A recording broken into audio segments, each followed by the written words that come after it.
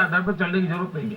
हमें true sense में secular होकर चलना चाहिए। ये सेक्युलरिज्म पर भी वार कर रहे हैं। जब धर्म के आधार पर आप आरक्षण कर रहे हो तब सेक्युलरिज्म पर वार कर रहे हो, और इसलिए देश चिंतित है। नहीं, आपने बहुत बड़ी बात कही that reservations on the basis of religion will be the last nail in the coffin of the constitution. प्रधानमंत्री जी, आपकी इकोनॉमिक एडवाइजरी काउंसिल ने एक रिपोर्ट दी है, मुझे बहुत इंटरेस्टिंग लगी, जिसके कहा गया पूरे दक्षिण एशिया में सबसे ज्यादा मेजोरिटी के पॉपुलेशन कम हुई है भारत में 7.8%, यानी कि हर दशक में 1% हिंदू पॉपुलेशन कम हुई है, मगर कोई मेजोरिटी इन डेंजर की बात नहीं करता। ये आप उससे जुड़ा हुआ सवाल है, मुस्लिम्स इन डेंजर और माइनॉरिटीज इन डेंजर की बात कही जाती है। मैं आपसे सीधा सवाल करना चाहता हूं कि ये आपके छवि पर अटैक करने की कोशिश है? Is it to target Narendra Modi और is it at a national international level also to affect our relationship with gulf countries? क्योंकि आपने जिस तरह से एक ऐतिहासिक कदम उठाई है, मिडिल ईस्ट के नेशन के साथ जो नया संपर्क बनाया, क्या उस पर अटैक है या आप पर पर्सनल अटैक है? पहली बात है, ये मोदी का विरोध करने में इतना संतुलन खो चुके हैं कि वे मर्यादाएं ला करके उनकी बातों से देश का भी नुकसान हो रहा है, ये समझ नहीं पाते, या तो जानबूझ करके कर रहे हैं। जहां तक ये रिपोर्ट की आप बात करते हैं, जो मेरी जान में आया है, उन 1950 से लेकर के 2015 यानी 50 से 2015 तक का उन्होंने चीजों का एग्जैक्टली अब बिल्कुल स्टडी किया, और करीब 170 कंट्रीज का स्टडी किया गया जी। ये सिर्फ कुछ दक्षिण भारत के लिए, और इस स्टडी इस बात पर ही है, इस दौरान माइनॉरिटी में क्या बदलाव आया इस विषय पर था। क्योंकि लोग कहते हैं दुनिया में माइनॉरिटी को दबाया जाता है, ये दुनिया की बात हो। इससे मोटा मोटा आकलन लगता है कि देश में कुल मिलाकर के किस देश में माइनॉरिटी की क्या स्थिति है, चाहे वो अफगानिस्तान हो, श्रीलंका हो, बांग्लादेश हो, पाकिस्तान हो। ये रिपोर्ट कह रहा है कि इन सब देशों में माइनॉरिटी की संख्या कम हुई है, जनसंख्या कम हुई है। अकेला इन सारे क्षेत्रों में हिंदुस्तान ऐसा है कि जहां माइनॉरिटी की संख्या बढ़ी है। और इस स्टडीज में दो चीजें उभर करके आई है। एक 1950 से 2015 के बीच में भारत में, ये विभाजन के बाद की बात मैं कर रहा हूं, 50 से बाद की बात कर रहा हूं। 1950 से 2015 के बीच हिंदुओं की संख्या 7.8%, करीब 8% कम हुई है, जबकि माइनॉरिटी की 43% बढ़ी है। मैं इसके मायने नहीं निकाल रहा हूं, लेकिन जो परसेप्शन क्रिएट किया जा रहा है वो पूरी तरह गलत है, वो सिद्ध हो रहा है। इसके जिसको जो मीनिंग निकालना ही निकाले, मुझे मीनिंग नहीं निकालना है। अगर फैक्चुअल ये है तो भारत में माइनॉरिटी के साथ अन्याय है, भारत में माइनॉरिटी को दबाया जाता है, भारत में माइनॉरिटी की आवाज नहीं है। ये सारे जो नैरेटिव है, उन सब लोगों ने 170 कंट्रीज के स्टडी के बाद एकेडमिक रिपोर्ट को कम से कम स्वीकार करते हुए भारत पर जो ये आरोप लगाए जाते हैं, जो एक नैरेटिव क्रिएट किया जाता है, एक जो परसेप्शन बनाया जाता है, मेहरबानी करके वो इससे थोड़ा सत्य स्वीकार करें और इस नैरेटिव से बाहर आए। भारत सर्वजन हिताय सर्वजन सुखाय वसुधैव कुटुंबकम की भावना को लेकर चलने वाला देश है, जिसने दुनिया में, हम समृद्ध देश थे तब भी, कभी भी दुनिया में किसी का लूटा नहीं है, हमने कभी किसी की जमीन तक नहीं छीनी है। ये महान संस्कृति के हम वारिस हैं, और हम पर ऐसे इल्जाम लगे। अब हकीकतों के आधार पर सिद्ध हुआ है कि हाँ, हम वैसे ही महान है। लेकिन हिंदुओं की संख्या कम होना, तो नंबर ऑफ हिंदू कम होना वो मुद्दा नहीं है जी। एक महान कल्चर जो सर्वसमावेशक है, जो एक प्रकार से भविष्य में दुनिया को संतुलित रखने का कैटलिक एजेंट बन सकता है जी। क्योंकि वो किसी का दुश्मन नहीं है। अगर वो कम हो जाएगा, वो एकदम माइक्रो माइनॉरिटी हो जाएगा, तो वो इन्फ्लुएंस ही नहीं कर पाएगा। अगर वो इन्फ्लुएंस नहीं कर पाएगा तो दुनिया का नुकसान होगा। तो आज दुनिया के लिए चिंता ये होनी चाहिए कि इस महान परंपरा, उदार चरित्र जो वसुदेव कुटुंबकम मानने वाला है, उनकी संख्या बढ़े कैसे, ये दुनिया से चिंता करनी चाहिए। प्रधानमंत्री जी, स्पीड ऑफ चेंज बहुत फास्ट हो रही है। 2-3 साल पहले आपने जब विकसित भारत की बात कही थी, तो स्पीड ऑफ चेंज आप देखें 5-6 साल में बहुत ज्यादा हुई। इससे जुड़े हुए 2 सवाल मेरा है। पहले तो आपकी जो स्लोगन है रिफॉर्म, परफॉर्म और ट्रांसफॉर्म, ये कॉर्पोरेट स्लोगन होती है, परफॉर्म और पेरिश।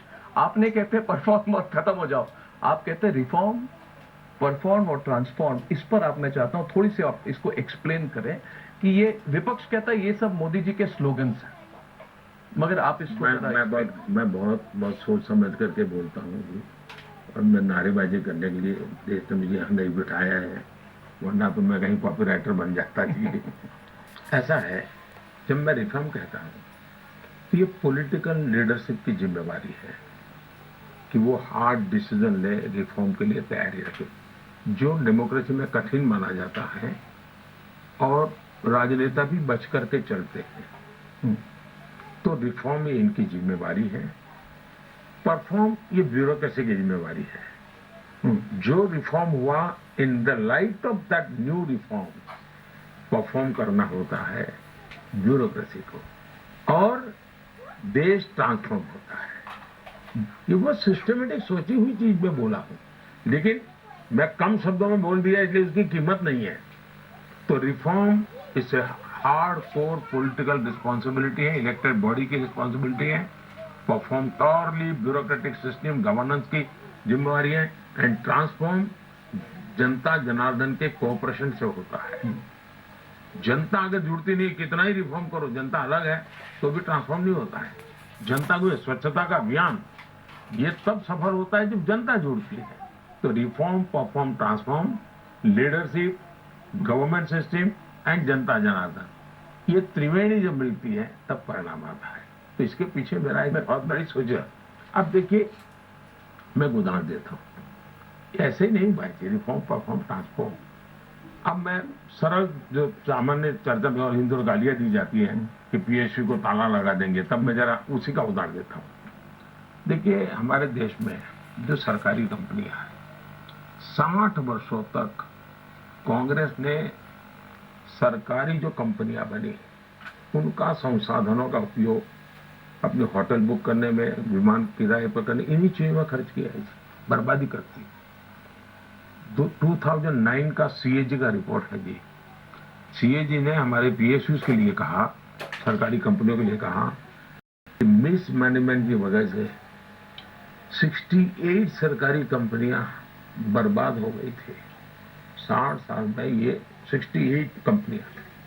जब मैंने आकर के देखा तो मैंने सरकारी कंपनियों और सरकारी बैंकों से पहला निर्णय किया, कोई पॉलिटिकल इंटरफेरेंस नहीं चलेगा। पॉलिटिकल इंटरवेंशन, लेकिन पॉलिटिकल इंटरवेंशन होना चाहिए। आइडियाज, विचार, नयापन, वो जरूर आपको कहना चाहिए, यानी परिस्थितियों से भागना नहीं है, इंटरफेरेंस नहीं होना चाहिए। आप मेरा ये करो, मेरा करो। मैंने कह दिया, जैसे मैंने कहा ये मानो मंत्री क्या, पॉलिटिकल सिस्टम क्या करती थी कि खुद को एक मोबाइल मिलेगा सरकारी व्यवस्था से, और 3 पीएसयू उसके डिपार्टमेंट में, उनके 3 मोबाइल लेगा। सरकार एक गाड़ी देगी, हर पीएसयू से एक गाड़ी रखेगा अपने बच्चों के लिए। ये सारे खेल बंद होने चाहिए। मैं छोटी चीजें बताता हूँ, इससे समझ आएगी कैसे बड़ी चीजें बड़ी होती है। मैंने उनसे कहा, भाई देखिए, आप शेयर होल्डर्स के साथ कमिटेड हैं, आपको शेयर होल्डर्स का भी हित देखना है। आपकी कंपनी आगे बढ़ेगी तो शेयर होल्डर्स का हित बढ़ेगा।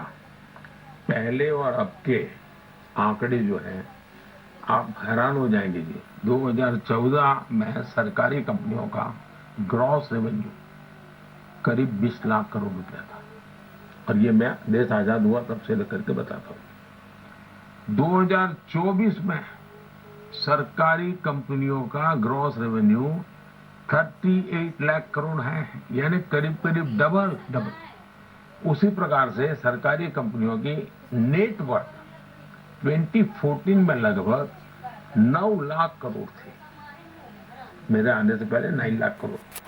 आज 2024 में नेट वर्थ 18 लाख करोड़ है, तो 18 लाख करोड़ रुपया। सभी सरकारी कंपनियों का टोटल मार्केट कैप 225% बढ़ा है।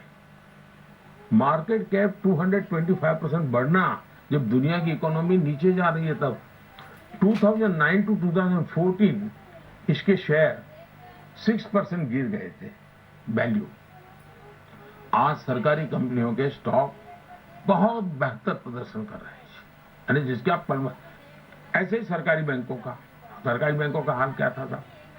फोन बैंकिंग घोटाले की वजह से सरकारी 2008 में तो सबसे ज्यादा हुआ। बैंकों की हालत एकदम से, दुनिया का विश्वास, जब आपकी बैंकिंग से चरमराता है ना, जब बैंक सिस्टम चरमरा जाए दुनिया का विश्वास उठ जाता है। भारत में बैंक के रुपये कम गए उतना नहीं, पूरी दुनिया हमारे साथ जुड़ने को तैयार नहीं होते। मैं 14 में ये मुसीबत अनुभव करता था। 21 में से 11 बैंकें आरबीआई की निगरानी की सूची में थी, उसको डे टू डे मॉनिटर करना पड़ता था। आईबीसी कोड, कैपिटल इन्फ्यूजन, मैंने काफी पैसे डाले, सरकारी टैक्स पेयर के पैसे डाले, क्योंकि मुझे देश को बचाना था। हमने ये जो भ्रष्टाचार और जो फैन बैंकिंग था वो सारा खेल बंद करवा दिया। 1 लाख करोड़ से ज्यादा आज बैंकों का प्रॉफिट है।